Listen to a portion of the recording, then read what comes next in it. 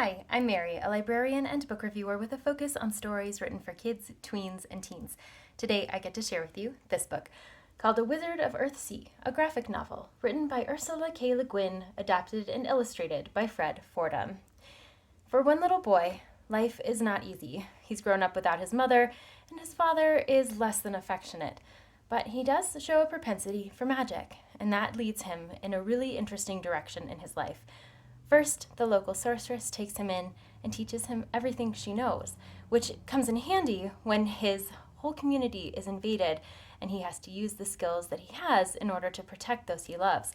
But doing so taxes him far beyond what he realized, and that draws the attention of others around him. So he's drawn into the fold of wizardry, brought into schools and communities with others who are like him, who teach him what they know about magic. But along the way, he has to determine what is right and what is wrong. He has a lot of requirements as far as doing the right thing, and he's not always great at doing that. Impulsivity takes over, and he makes some bad choices.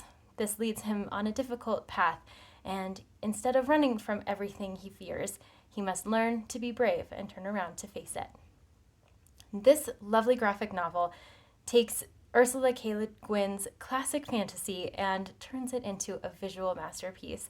So for anyone who has read the original, this book is very true to it. It incorporates text directly from the original version. Obviously not all of the text, but enough that it makes the story really rich and profound. It incorporates narrative, dialogue, and also the illustrations themselves tell the story. So instead of just being a direct adaptation, it really incorporates that visual component in a way that is gripping for all readers. So this is well designed for upper middle grade at the very earliest. Definitely YA would appreciate this book because it has a really deep and complex storyline. There's also a little bit of spookiness, especially because of the visuals in here and the things that are chasing our main character down as he is going through his life. The visual component obviously adds a little bit of intensity to that, so definitely better for more mature readers, but not a whole lot of overt violence. Just some discussion of various things, and then also the complexity of the storytelling, because it is in the original writing. It may not be quite as familiar to all readers as things that more contemporary writers will put together. So the book is a graphic novel.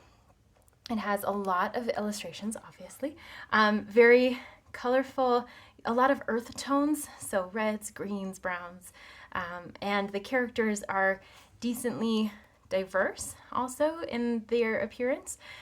Because of the nature of the time in which the story was written, most of the characters are male. There are a few women involved, but mostly male characters. The book is subdivided into several segments that catalog the character's life, and he is a really complex character who has to learn a lot of things. So as readers are going through the story, they're going to empathize with the challenges that the protagonist faces.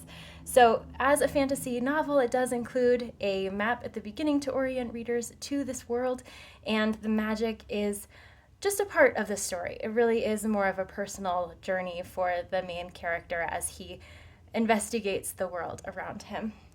If this sounds like a great fit for you or for someone you know, I hope you look for it wherever you get your books.